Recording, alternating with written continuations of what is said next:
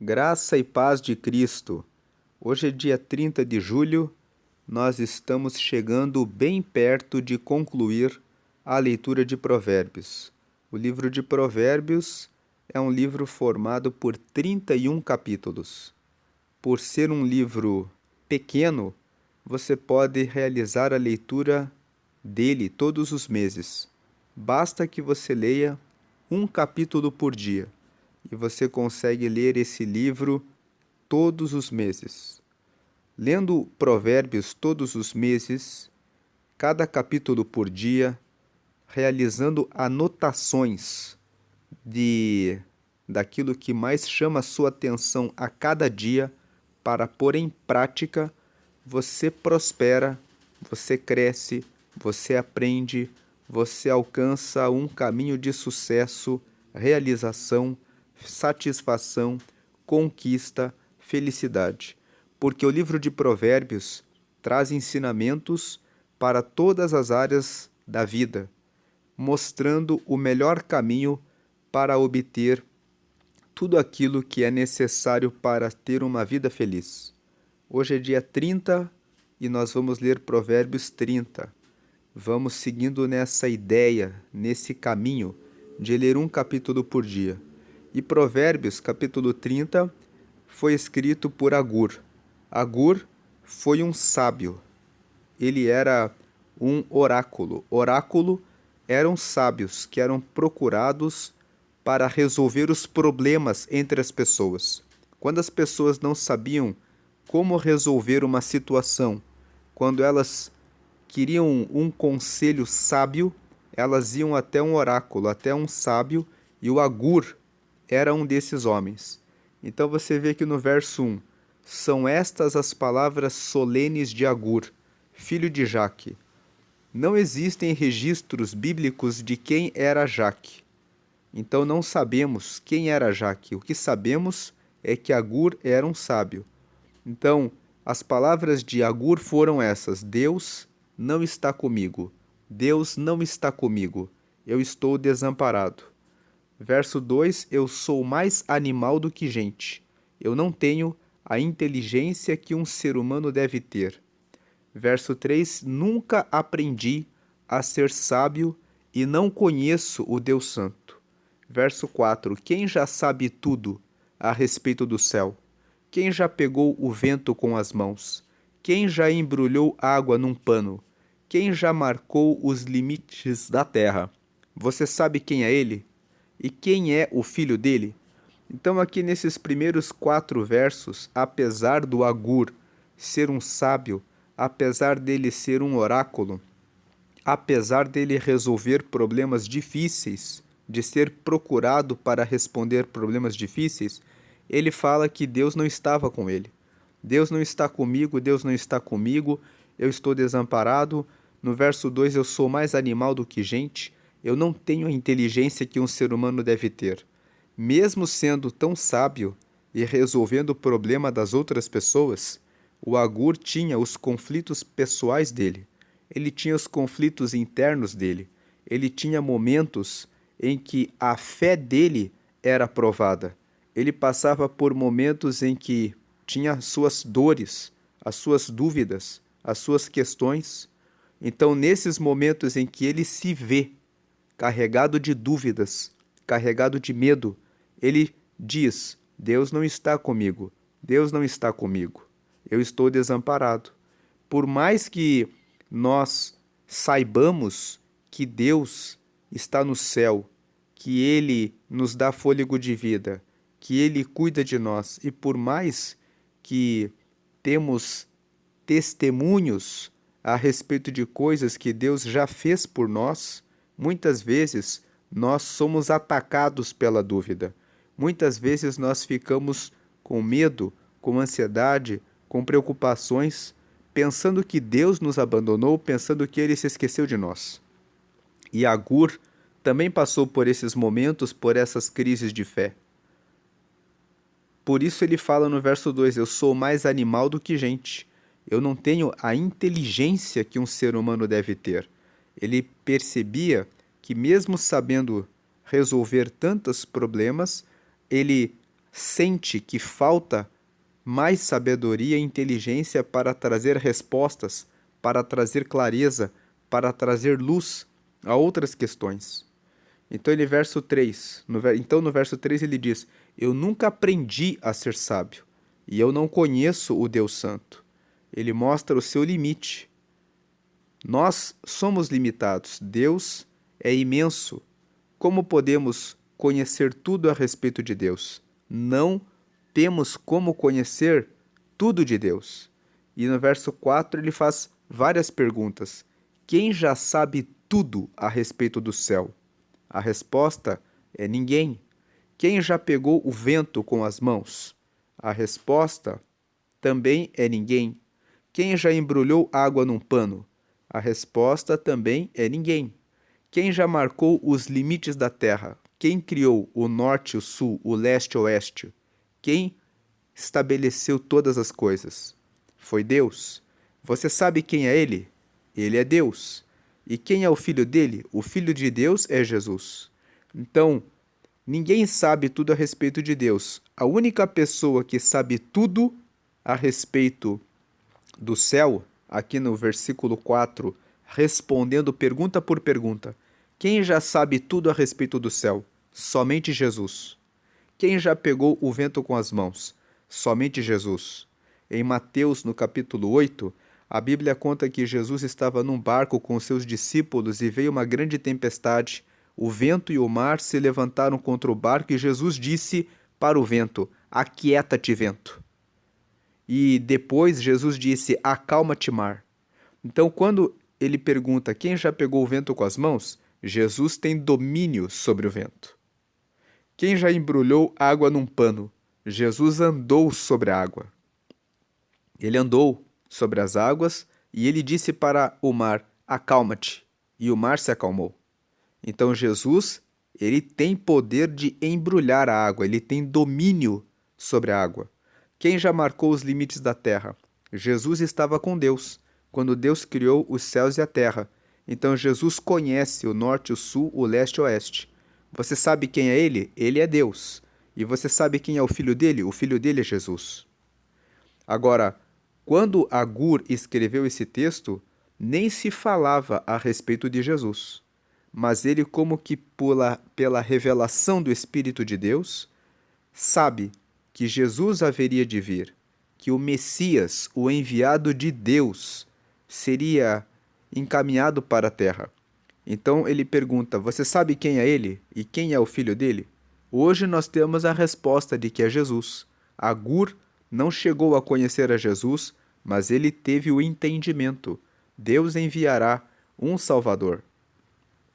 Agora o verso 5. Tudo o que Deus diz é verdade. Ele é como um escudo para todos os que procuram a sua proteção. Verso 6. Nunca declare que Deus disse alguma coisa que de fato ele não disse. Se você fizer isso, ele o corrigirá e mostrará que você é mentiroso. Então a palavra de Deus é verdadeira. Versículo 5. Se você leu um texto na Bíblia, tenha certeza de que aquele texto é verdade. Ele é como um escudo para todos os que procuram a sua proteção. Para que ele te proteja, é necessário que você procure ele. Você tem buscado a Deus? Você tem procurado a Deus? Ou você só tem reclamado e dito: Deus esqueceu de mim? Ore ao Senhor, busque a Ele e Ele será o seu escudo. Verso 6. Nunca declare que Deus disse alguma coisa que de fato Ele não disse. Se você fizer isso, Ele o corrigirá e mostrará que você é mentiroso. Verso 7. Eu peço, ó Deus, que me dês duas coisas antes de eu morrer. Verso 8. Não me deixes mentir e não me deixes ficar nem rico nem pobre. Dá-me somente o alimento que preciso para viver. 9. Porque se eu tiver mais do que o necessário, poderei dizer que não preciso de ti. E se eu ficar pobre, poderei roubar e assim envergonharei o teu nome, ó meu Deus. Aqui nesses versos 7, 8 e 9, nós vemos que Agur faz a sua oração. Ele pede a Deus que não permita que ele minta, porque ele quer manter a integridade, ele quer manter-se na verdade. E o segundo pedido é que ele não fique rico e nem pobre. Se ele ficar rico, ele reconhece que ele ficaria muito orgulhoso e diria que não precisa de Deus. E se ele ficasse muito pobre, ele poderia roubar e envergonhar o nome de Deus. Muitas pessoas não enriquecem justamente porque, se Deus desse a riqueza a elas, elas esqueceriam dele. O maior plano de Deus para a vida de todas as pessoas é a salvação da sua alma. Se uma pessoa perde a salvação, por mais que ela tenha conquistado o mundo inteiro, ela perdeu tudo. Então, Agur, ele mostra que ele conhece os limites dele. Ele não pede a riqueza porque ele vê nele uma limitação. E ele também pede a Deus que traga a ele a proteção sobre a pobreza, para que ele não furte, não roube, para envergonhar o nome de Deus. Conheci uma pessoa que certa feita disse: eu não quero ser uma pessoa rica, porque eu gosto muito de vestidos caros, sapatos caros, bolsas caras. E se eu fosse uma mulher rica, eu com certeza não seguiria Deus, porque eu ficaria ocupada demais cuidando da minha pele, da minha beleza e de coisas dessa vida. Então eu agradeço a Deus porque Ele me conhece e sabe que eu carrego isso no meu coração. Então você vê que ter autoconhecimento, saber quais são as intenções e os limites que se tem no coração é algo importante. E o Agur mostra uma sabedoria para mim, uma sabedoria para você. Saiba quais são os seus limites. Conheça como você é. Saiba, aponte aquilo que representa um limite para você. Para algumas pessoas, a mentira é um desafio muito grande. A pessoa está o tempo todo mentindo. Para outras pessoas, o desafio é a bebida alcoólica. Para outras pessoas, o desafio são as drogas. Para outras pessoas, o desafio é a pornografia. Para outras pessoas, o desafio é o adultério, a prostituição, a fornicação. Cada pessoa tem uma fraqueza. Para algumas pessoas é tão difícil fugir da encrenca. Qualquer coisa irrita a pessoa e a pessoa já fica irada, já começa a gritar, a xingar, a reclamar, a desonrar e desrespeitar as pessoas. Então cada pessoa tem o seu limite. E o Agur aqui, ele pede duas coisas. Não deixe que eu minta. E se ele pede para Deus, não permita que eu minta, então significa que ele tinha esse desafio. Ele era procurado por muitas pessoas para trazer respostas, palavras de sabedoria.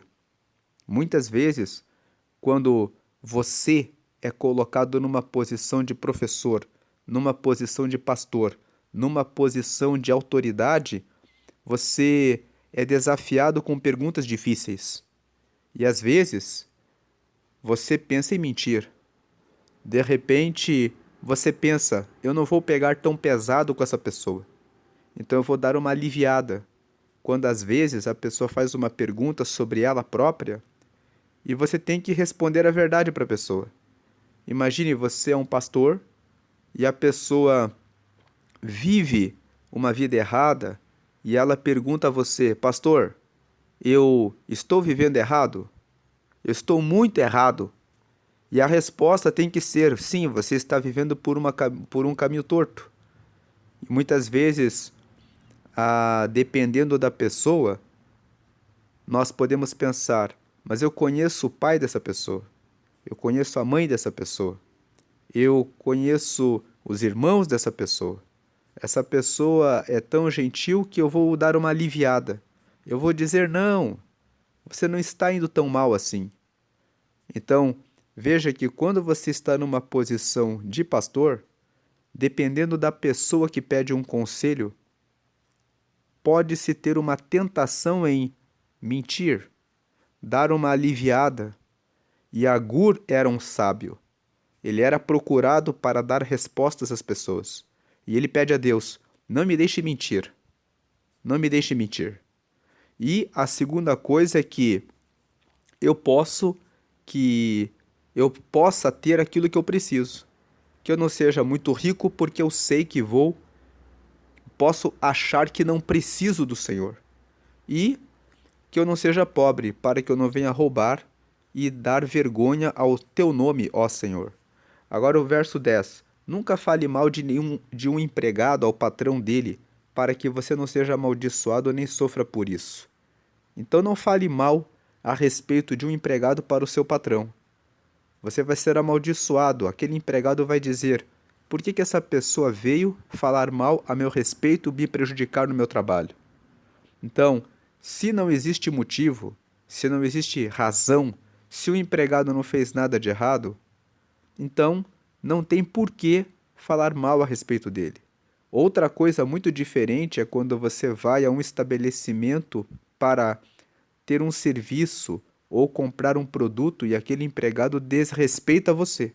Nesse caso, esse empregado desrespeitou, maltratou, não prestou o serviço direito. Nesse caso, você pode denunciá-lo ao supervisor, ao seu patrão, até para que ele seja corrigido. Você pode pontuar isso diretamente para o empregado, dizendo: você sabe do compromisso da qualidade na prestação do serviço, na honestidade na venda do produto? Então deixa eu falar com o seu chefe, com o seu superior, porque você está no caminho torto, porque você fez algo errado para mim.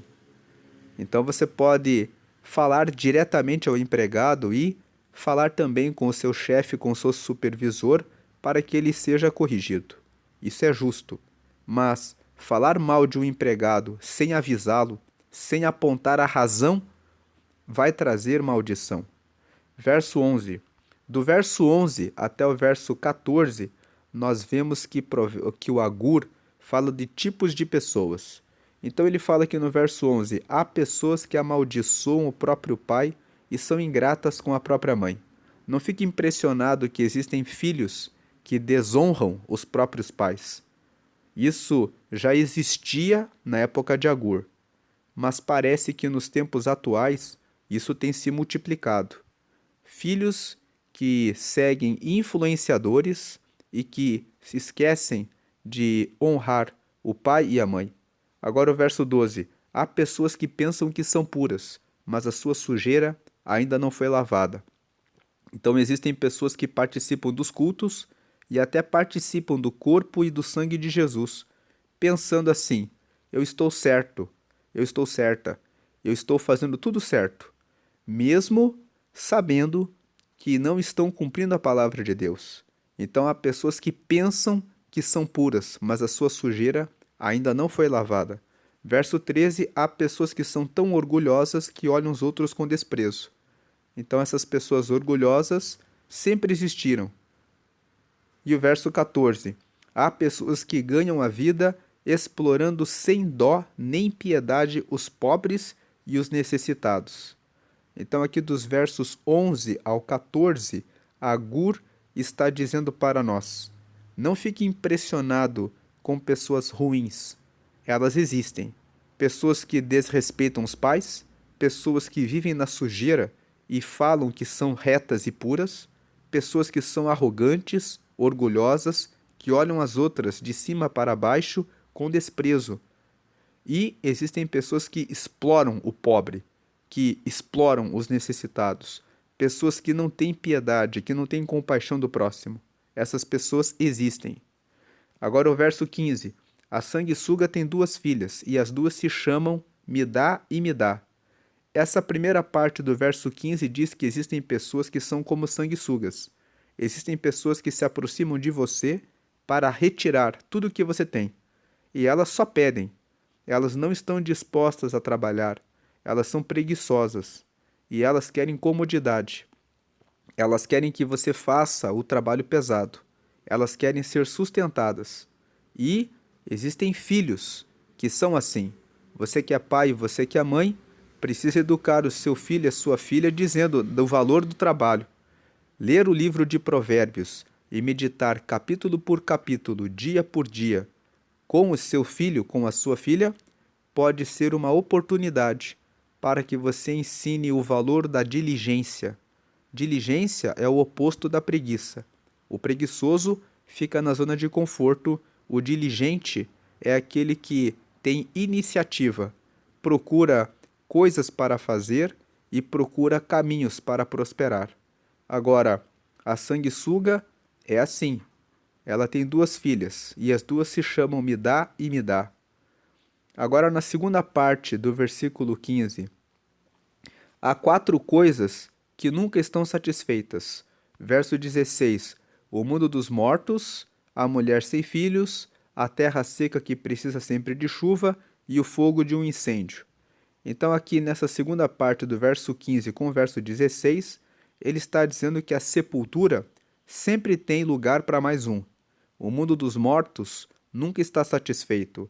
Se você não cuidar bem da sua vida, se você não tomar boas decisões, se você não cuidar da sua saúde, para que na velhice você tenha saúde, para que você tenha força, para que você tenha energia, para que você seja uma pessoa saudável, você pode partir dessa terra mais cedo. Pessoas que dormem pouco, pessoas que se envolvem com vícios do cigarro, das drogas, da bebida, pessoas que se envolvem no adultério, podem morrer antes do tempo. A sepultura está sempre aberta para nós. Basta estar vivo para se morrer. Depois, a mulher sem filhos. A mulher sem filhos pode receber muita semente, mas como ela é estéril, ela não tem como gerar um filho. E a terra seca que precisa sempre de chuva, a terra seca precisa de muita água, precisa de muita chuva. E o fogo de um incêndio? O fogo de um incêndio vai consumindo tudo que vê pela frente. Nunca fala basta. Então aqui o verso 16 está dizendo que existem coisas que você precisa prestar atenção. Existem coisas que nunca falam basta. A morte nunca fala basta, ela está sempre aberta para alguém. A mulher sem filhos nunca recebe semente suficiente. Por mais que ela tenha semente, ela não gera filhos. E aqui, quando ele fala a mulher sem filhos, existem projetos, existem planos que você investe e não dão resultado. Se você já tem investido muito tempo, muita dedicação num projeto que não tem dado certo, é tempo de você ver onde você vai lançar a sua semente. É tempo de você pensar aonde eu vou mudar a rota, o caminho, para lançar a semente no terreno certo, no solo certo. A terra seca que precisa sempre de chuva. Existem terras que são secas. Você planta e não dá. E o fogo de um incêndio. Tome cuidado com a sua ira. Se de repente alguém falou alguma coisa para você e de repente a sua ira se acendeu, não deixe que o fogo consuma o seu coração. Você pode causar um incêndio, você pode arruinar a sua reputação e acabar completamente com a sua vida só porque alguém acendeu um fósforo, um palito de fósforo para acender a sua ira. Não deixe que isso se transforme num incêndio. Verso 17: quem caçoa do seu pai ou despreza sua mãe, quando ela fica velha, será comido pelos urubus ou terá os olhos arrancados pelos corvos. Você sabe que os urubus são animais que só atacam aqueles que estão mortos. E os corvos, eles também são aves de rapina, aves que atacam aqueles que estão moribundos. Então, quem caçoa do seu pai ou despreza sua mãe, quando ela fica velha, são aquelas pessoas que não escutam os conselhos dos pais. São aquelas pessoas que ignoram, desprezam as orientações, as recomendações do pai e da mãe. O pai e a mãe são as pessoas que mais desejam o seu bem. Todas as palavras que eles dizem devem ser levadas em consideração. Se o pai ou a mãe falam alguma coisa que eles não conhecem, no mínimo, você deve buscar um conselheiro, algum especialista naquele ramo, para tirar a sua dúvida a respeito daquilo que o seu pai ou que a sua mãe disse. Pode ser que o pai ou a mãe não tenham muito conhecimento a respeito de um assunto, como, por exemplo, educação financeira. Pode ser que Você já fez um curso, um treinamento e você conversou com um especialista que tem muitos resultados de excelência que mostrou claramente que aquele caminho é certo. O seu pai e a sua mãe podem dizer: esse caminho não está certo. Mas como você recebeu um conselho e um treinamento de uma pessoa que mostrou claramente os resultados positivos daquilo, o seu pai e a sua mãe, por ignorância, por não conhecerem aquele assunto, estão aconselhando você a não fazer. Mas como você tem um respaldo, como você fez um treinamento e você viu claramente com o conselheiro que aquele ato pode ser praticado, aí nesse caso você pode dizer ao seu pai e à sua mãe: pai, mãe, eu já fiz um treinamento, eu tomei um bom conselho, eu sei o que eu estou fazendo, mas sempre honrando e respeitando o seu pai e a sua mãe, porque o seu pai e a sua mãe são pessoas que querem que você realmente vá bem. Agora, uma pessoa que despreza o pai ou a mãe, a pessoa, por exemplo, não fez nenhum treinamento sobre como investir em um determinado negócio.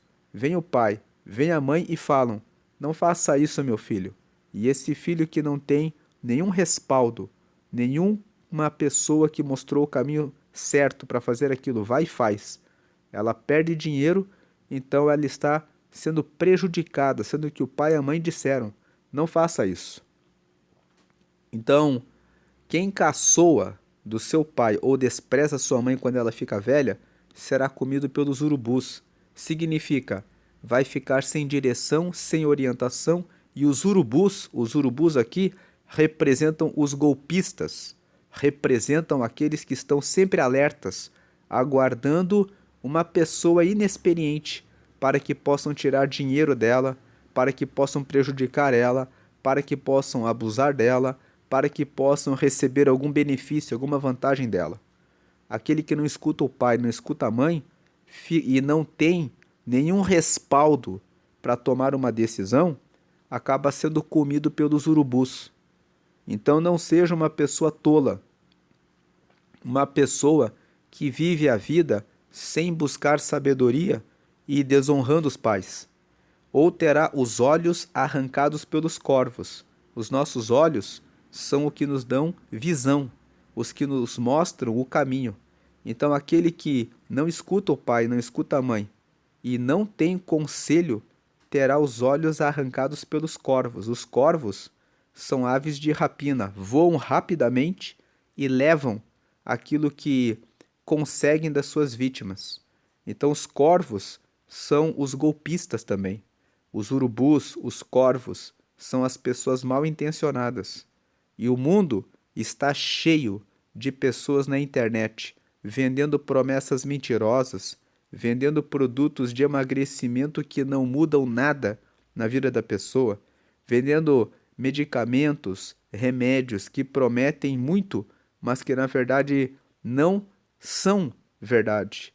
Existem pessoas que estão vendendo bets, o jogo do tigrinho, dizendo assim: olha só aqui, ó, eu joguei no tigrinho e olha quanto dinheiro está caindo da maquininha. As pessoas gravam um vídeo tão simples, mostrando que estão na frente de uma máquina jogando e que aquela máquina liberou dinheiro, e às vezes a pessoa está tão sem sabedoria que ela olha aquilo e fala: vou jogar no tigrinho. E elas jogam, jogam, jogam e nunca ganham. Se você conhece alguém que está viciado nisso, diga para a pessoa que aquilo é só uma ilusão. Mas mesmo que você fale para a pessoa que aquilo é uma ilusão, o coração da pessoa, a tolice da pessoa, o afastamento da pessoa de Deus faz a pessoa ficar com aquela esperança em algo que não vai levar a lugar nenhum. Só vai levar ao enriquecimento do dono do jogo. Aquele que criou as bets, que está lá dizendo: joga, joga, joga que você vai ter a chance de ficar rico, a chance de mudar a sua vida. Então, esses são os urubus, são os corvos, são aqueles que falam: ah, você encontrou uma mulher bonita? Ela é casada? Não tem problema. Você pode criar aqui estratégias. O marido dela nunca vai descobrir. O marido dela não vai saber. Se você fizer isso, se você fizer assim, ele nunca vai descobrir. Se ela está gostando de você, você pode sair com ela, porque ela nunca vai contar para o seu marido. Então esses são os urubus, esses são os corvos. Eles sempre estão dando conselhos, dizendo: jogue, jogue, você vai ficar rico, você vai perder a chance. Ah, a mulher é muito bonita, você não pode perder a chance. Saia com ela, não vai acontecer nada com você. Mas Provérbios, no capítulo 6, na parte final, fala: aquele que adultera com uma mulher é falto de juízo, é falto de entendimento, porque no dia em que o marido buscar a prestação das contas, ele não receberá nenhum presente. Então, os urubus e os corvos estão por aí, dizendo que não dá nada você mentir, você enganar, trapacear, porque para tudo se dá um jeito. Mas a palavra de Deus é verdadeira. Nós lemos aqui no versículo 5, tudo o que Deus diz é verdade. Então, Deus diz que se você plantar o mal, você vai colher o mal. E tudo o que Deus diz é verdade. Aquilo que você planta é realmente aquilo que você colhe. Agora no versículo 18, há 4 coisas misteriosas que eu não consigo entender. 19. A águia voando no céu, a cobra se arrastando nas pedras, o navio que encontra o seu caminho no mar e o amor entre um homem e uma mulher. Então a Gura aqui fala que existem coisas que nós não entendemos. Como que uma águia voa no céu? Hoje, a física consegue explicar a aerodinâmica das asas de uma águia e como que ela consegue voar. O peso da águia, o tamanho das asas dela, qual o tipo de voo que a águia faz.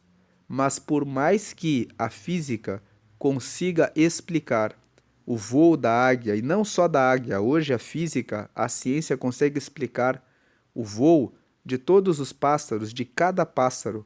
Eles conseguem descrever isso com as leis da física. Mas por mais que os cientistas consigam explicar isso, quem é que criou cada um dos pássaros e permite que todas essas leis da física aconteçam como acontecem? É Deus. Então isso continua sendo um mistério. O homem, o ser humano, consegue explicar: ah, é por causa do vento, é por causa do tamanho da asa, é por causa disso e daquilo. Mas ele não consegue explicar como é possível que Deus criou tantas aves, tantos pássaros e tantas estruturas para que cada um deles consiga voar. A cobra se arrastando nas pedras. Você sabe que a cobra não tem pés. Ela se arrasta. Como que ela se arrasta nas pedras e ela não sangra? Ela não se machuca. O navio que encontra o seu caminho no mar. O navio é pesado. Hoje nós sabemos que a lei do empuxo, que é o peso que está sobre o objeto que cai na água, ele volta com a mesma força, então ele mantém o objeto em flutuação. Mas é de se pensar como que um navio tão pesado consegue navegar pelo mar. E o amor entre o homem e uma mulher. O que faz um homem olhar para uma mulher e gostar dela? E o que faz uma mulher olhar para um homem e gostar dele? Isso é algo que é mistério. São coisas que você não explica. São coisas que revelam a grandeza de Deus. Nós lemos em Provérbios 25, no versículo 2, que a glória de Deus é esconder as coisas, e a glória dos homens é revelar as coisas. Quando o homem explica alguma coisa e revela, ele se coloca no lugar de glória. As pessoas dizem: olha só, aquele homem descobriu isso. Agora Deus, ele mostra que é grande, deixando mistérios. Nós pensamos: isso não tem explicação. É só Deus mesmo. É só Deus que sabe a respeito disso. Agora o verso 20. Uma esposa infiel age assim. Ela comete adultério, ela toma um banho e depois diz: não fiz nada de errado. O texto fala da esposa que é infiel. mas fala na verdade da pessoa que é infiel. A pessoa que é infiel, ela age assim. Ela adultera, depois ela diz: eu não fiz nada de errado. É uma pessoa que não tem vergonha de fazer as coisas erradas. Então o verso 20 está dando um alerta. Preste atenção na fase do namoro. Preste atenção na fase do noivado. Procure saber a respeito do passado da pessoa. Conheci um homem que casou com uma mulher na igreja. Depois de um ano de relacionamento, a mulher disse que queria abrir o relacionamento para colocar outras pessoas. Esse homem disse: mas você não é cristã? E aquela mulher respondeu: eu aceitei a Jesus faz pouco tempo e me batizei e quero seguir a Jesus, mas antes de eu aceitar a Jesus, no passado, eu vivia com vários parceiros e o meu corpo se acostumou a viver assim. E agora eu estou com falta disso. Eu não fico satisfeita só com um homem. E ela disse isso para ele abertamente. E aquele irmão disse que não seria possível manter o casamento. Ele tentou, durante um tempo, falar com ela e convencê-la a seguir uma nova vida em Jesus. E mesmo depois de batizada, ela estava dizendo que estava disposta a seguir na vida antiga dela. E o divórcio foi a única opção para aquele irmão. Então, o verso 20, ele diz: uma esposa infiel age assim. Ela comete adultério, toma um banho e depois diz: eu não fiz nada de errado.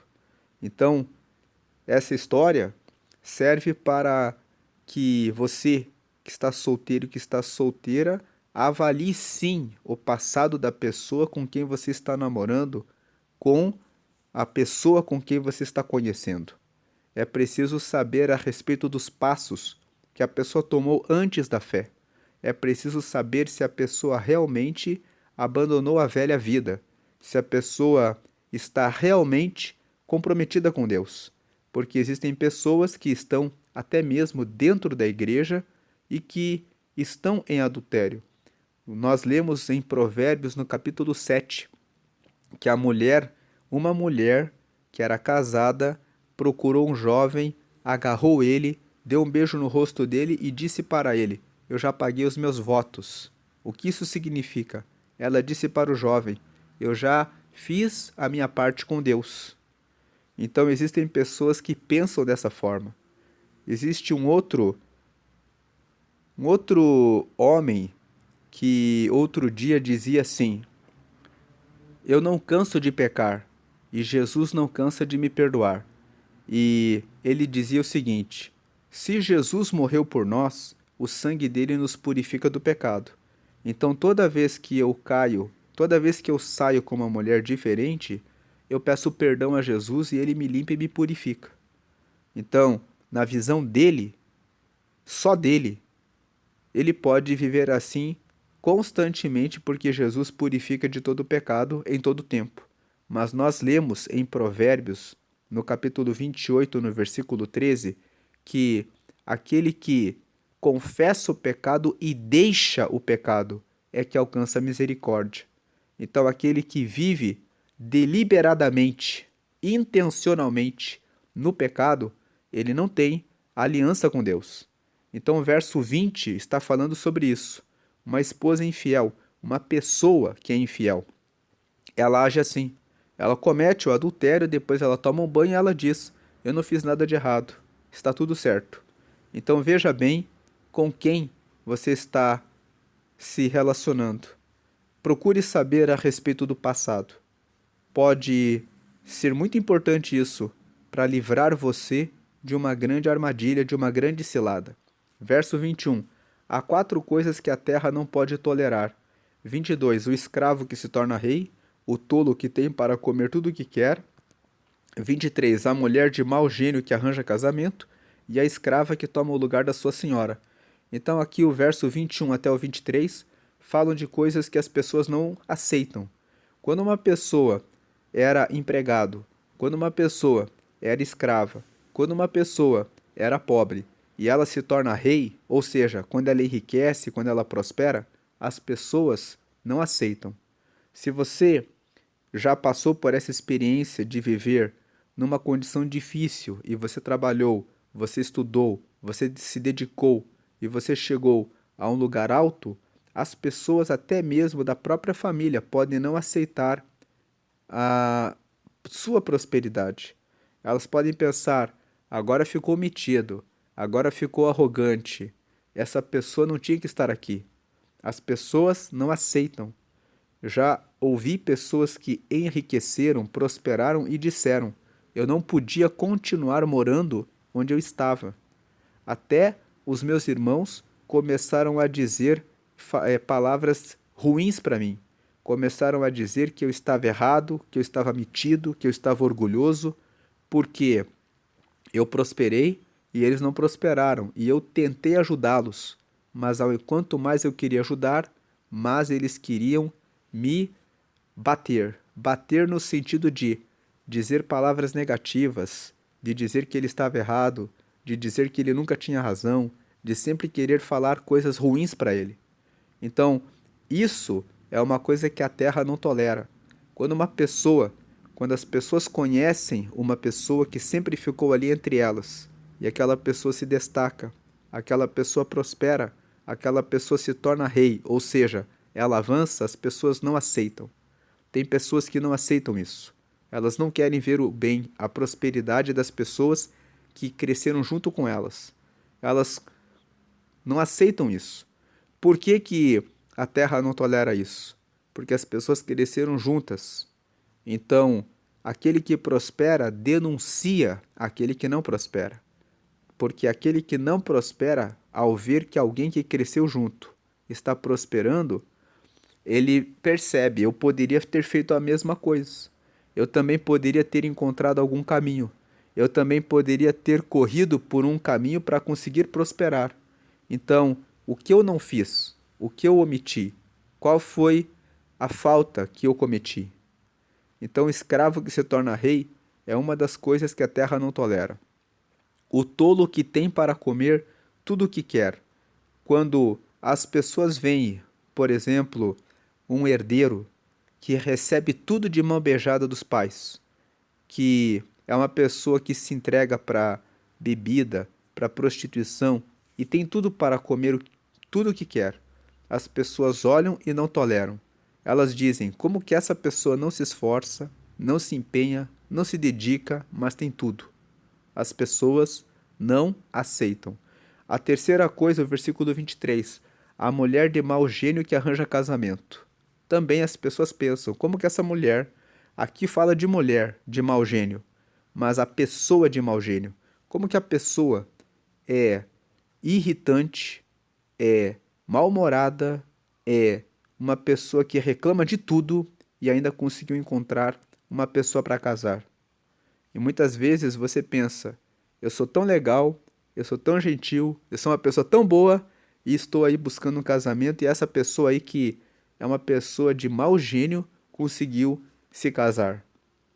E o quarto, a escrava que toma o lugar da sua senhora. É a mesma coisa do escravo que se torna rei. Aquela mulher que era escrava, empregada, mas toma o lugar da sua senhora, ou seja, que prospera, aprende, avança e cresce. As pessoas não toleram. Verso 24. No mundo há 4 animais que são pequenos, mas muito espertos. Então, aqui no versículo 24, nós aprendemos com os pequenos animais. 25. As formigas que são fracas, mas ajuntam a sua comida no verão. Então, tem pessoas que falam assim: mas eu sou muito fraco. Mas se você é fraco, você pode usar a sabedoria, da mesma forma como as formigas. Elas aproveitam o verão e ajuntam a sua comida e elas têm prosperidade na fase do inverno. Verso 26. Os coelhos selvagens, que também não são fortes, mas fazem suas casas nas pedras. Então, onde você constrói a sua casa? Onde você constrói os seus fundamentos? Quem são as pessoas de quem você se cerca? Então, você pode ser débil, fraco, mas se você escolhe amizades fortes, se você planta sementes em terreno certo, se você busca seu fundamento na palavra de Deus, caminhando no caminho certo, então você tem a sua casa construída sobre a rocha. Lá em Mateus, no capítulo 7, Jesus uma vez disse que devemos construir a nossa casa sobre a rocha, porque daí vem ventos, vem águas, correm os rios, mas nós conseguimos permanecer firmes. Verso 27. Os gafanhotos que não têm rei, mas avançam em bandos. O verso 27 fala sobre a importância dos contatos, dos relacionamentos. As pessoas que andam sozinhas, elas têm muita dificuldade de avançar, mas as pessoas que fazem boas conexões, que fazem bons relacionamentos, que se conectam com pessoas que têm bastantes resultados, com pessoas que são sábias, elas conseguem aprender e conseguem avançar. Então, sozinho, você demora muito, mas se você está em bandos, se você está com grupos de pessoas que estão no mesmo propósito, no mesmo caminho, você avança mais rápido. Os gafanhotos não têm rei, mas eles avançam em bandos. Então eles são pequenos, mas eles se reúnem e na reunião de todos, eles conseguem bastante alimento. Verso 28. E as lagartixas, que qualquer um pode pegar com a mão, mas podem ser encontradas até nos palácios. O verso 28 fala sobre ambiência, fala sobre ambientes. Uma lagartixa, ela é muito fraca. Qualquer pessoa pega uma lagartixa com a mão. Você pode encontrar lagartixas nas lixeiras, nas favelas, nos lixões, mas você também pode encontrar lagartixas nos palácios. Então, você pode ser fraco, mas você pode escolher os melhores ambientes. Ao invés de estar nos lixões, nos lugares que você não aprende nada, você pode escolher estar nos palácios. O ambiente que você frequenta determina aonde você vai chegar. Se você está num ambiente onde as pessoas bebem, fumam, se prostituem, vivem iradas, vivem reclamando da vida, você vai aprender a ser daquela forma. Então, aquele ambiente é um ambiente que vai carregar você para a ruína.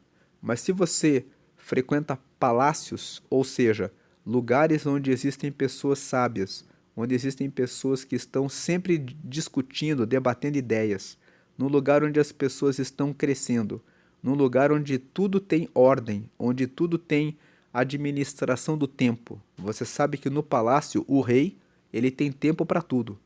Ele tem tempo para desde quando ele acorda até a hora em que ele dorme, ele tem tempo para fazer vários projetos e os reis estão sempre envolvidos em projetos de construção, distribuição de serviços para a população. Estão sempre a serviço de algum propósito. Então, se você é fraco, mas você se alinha com pessoas que governam, com pessoas que reinam, com pessoas que administram seu tempo, que estão sempre debatendo ideias, que estão sempre produzindo coisas novas, que estão sempre tendo planos, você vai naquele ambiente melhorando e crescendo. Então aqui existem esses 4 animais, do verso 24 ao verso 28, no mundo há 4 animais que são pequenos, mas muito espertos. As formigas que são fracas, mas ajuntam sua comida no verão. Ajunte a sua comida no verão. Aproveite as épocas boas, as fases boas da vida e não deixe passar essas fases para você investir, crescer, se desenvolver. Verso 26. Os coelhos selvagens que também não são fortes, mas fazem suas casas nas pedras. Faça sua casa em valores, em princípios, em fundamentos que vão trazer firmeza para o seu futuro. 27. Os gafanhotos que não têm rei, mas avançam em bandos. Faça contatos, estabeleça relacionamentos com pessoas que estão comprometidas com os mesmos planos que os seus, e que esses planos sejam planos de crescer, prosperar, avançar. E 28. E as lagartixas que qualquer um pode pegar com a mão, mas podem ser encontradas até nos palácios. Busque palácios, procure estar entre pessoas que trazem resultados. Fuja dos lugares em que as pessoas te levam para o caminho errado. Você escolhe o ambiente que você frequenta. 29. Há 4 seres vivos que quando caminham causam olhares de admiração. Aqui no verso 29, mais uma vez, o Agur se apega à natureza. Ele olha para a natureza para trazer lições para a vida. Isso se chama contemplação. Contempla a natureza, presta atenção na natureza para colher lições. Então aqui há 4 seres vivos que quando caminham causam olhares de admiração. 30. O leão, o mais forte de todos os animais que não tem medo de nada. Então aqui o verso 30, olhe para o leão, aprenda a ter coragem. Mesmo nas situações difíceis, quando ele está passando por alguns momentos em que não tem nenhuma caça, ele continua sempre buscando o alimento, ele não desanima, ele sempre anda com a cabeça erguida. Então não tenha medo, tenha coragem. O verso 30 está dizendo: olhe para a natureza e veja que o leão, ele é o mais forte de todos os animais, ele não tem medo de nada. Tenha coragem. Claro que você precisa ter medo daquilo que causa o mal a você. Mas quando ele fala que não ter medo de nada, tem muitas pessoas que ficam paralisadas pelo medo. E são coisas que você sabe que outras pessoas já fizeram, já obtiveram resultado, você poderia fazer, mas que você tem medo. Verso 31, o bode, o galo que anda de peito erguido e um rei diante do seu povo. Então aqui no verso 31 tem os outros 3 seres. O bode, porque o bode é um animal que é forte. O galo que anda de peito erguido significa, diante das tribulações, das situações, não abaixe a sua cabeça. Ande de cabeça erguida. Você é filho de Deus. E um rei diante do seu povo. Quando o rei está diante do seu povo, ele está cercado pelo seu exército. Ele está protegido pelos seus seguranças. Então, o rei diante do povo, ele tem uma atitude de poder, uma atitude de quem toma a decisão. Então, aqui o verso 30 e o 31 é: seja corajoso como o leão, seja forte como o bode, ande de cabeça erguida, não se incline para as dificuldades, como o galo anda de peito erguido, e seja pronto para tomar as decisões. Um rei diante do seu povo tem que tomar as decisões. Esteja pronto para tomar decisões. Decisões para que você avance. Verso 32. Se você tem sido bastante tolo para ser orgulhoso e planejar o mal, então pare e pense. 33. Bater o leite da manteiga, pancada no nariz faz sair sangue, provocar a raiva da briga. Então o verso 32 está dizendo: não seja orgulhoso, não seja arrogante de pensar que você vai projetar o mal contra alguém e não vai acontecer nada. Não seja arrogante de pensar assim: ah, eu vou fazer e não vai dar nada. Se você bater o leite da manteiga, se você bater o que é bom, você vai ter o que é bom. Se você der uma pancada no nariz, faz sair sangue. Se você faz o mal, você vai colher o mal. Provocar a raiva de alguém vai trazer briga. Então, enganar alguém, achar que é muito esperto, ser orgulhoso de pensar: se eu fizer para essa pessoa não vai acontecer nada. Você pode provocar a raiva da pessoa, e a raiva dá briga. Então, Provérbios capítulo 30 são as palavras de Agur. E essa leitura foi feita com base na Bíblia na versão NTLH. NTLH significa Nova Tradução na Linguagem de Hoje. É uma tradução da Bíblia que usa uma linguagem atual. Se você já tentou ler a Bíblia e sentiu que era muito difícil de ler, porque a linguagem era muito pesada, provavelmente você leu Almeida Revista e Corrigida, que são textos, traduções que são mais difíceis de ler. Então procure ler a Bíblia na NTLH, a nova tradução na linguagem de hoje. Você viu aqui comigo, lendo esse texto, que esse texto é mais atualizado. Você consegue entender o texto com mais facilidade. Procure ler essa Bíblia nessa versão NTLH, nova tradução da linguagem de hoje. Se você é pai, se você é mãe, e muitas vezes você quer que o seu filho leia a Bíblia, compre essa versão, NTLH. Existem Bíblias que são Bíblias específicas para crianças e para adolescentes. Procure esse tipo de material, mas incentive os seus filhos a lerem a palavra de Deus. Isso vai fazer a diferença, vai fazer com que eles conheçam a respeito dos fundamentos que trazem vida e vida eterna. E se você ainda não aceitou a Jesus, o que você está esperando? Você precisa de Jesus para receber o perdão dos seus pecados, para que você possa se tornar um filho e uma filha de Deus e receber o Espírito Santo. Quando você recebe Jesus, você recebe o perdão dos seus pecados. Limpo dos pecados, você acessa a Deus Pai. E quando você acessa a Deus Pai, Deus dá um presente a você. Ele deixa o Espírito Santo morando em você, que é a presença dele, para guiar você, para que você chegue até o céu e consiga seguir por esses mandamentos. Então agora eu entro no momento do apelo e do convite evangelístico. Evangelístico vem de evangelho e evangelho significa boa notícia. A boa notícia é que Deus enviou Jesus para morrer por nós e nos perdoar os pecados. Então eu faço o convite a você para que você venha até Jesus. Então Jesus Cristo é a verdadeira videira e nós só podemos frutificar se permanecermos nele. Muitos relacionamentos secam porque estão desconectados da fonte da vida. A fonte da vida é Deus e você chega a Deus ao receber Jesus. Então na cruz, Cristo veio restaurar as nossas raízes. Ele morreu por nós. Ele veio restaurar a nossa vida.